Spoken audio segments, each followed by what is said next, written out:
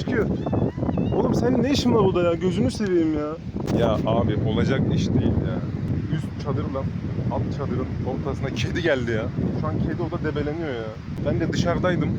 Görmedim bile nasıl geldi ya. Ne yaptın abi sen? Ne yapıyorsun orada ya? Allah aşkına çık oradan ya. Gel. Pıs pıs pıs pıs pıs pıs pıs. Aa bak çıkıyor. Oğlum senin ne işin var burada ya? Gözünü seveyim ya.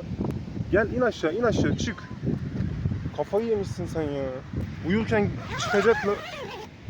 Korkacağız ya. Kediler bastı buraya ya. Kardeşim sizin benim çadırımda ne işiniz var? Buradan kedi çıktı. Olaya baksana. Gece geldiğini düşünsene. Ne yapacağız? Allah'ım 3 tane kedi var burada ya. Bunların şeyi var ya gece görüş özelliği. Gel. Kavga etmeyin, kavga etmeyin. Gel abi, gel abi. Oğlum saldırma lan. Sen niye herkese saldırıyorsun ya? Psikopat. Çık şu ağaca ya. Allah ağaca çık. Gözünü seveyim ağaca çık beni rahat bırak. Çadırıma falan gelme.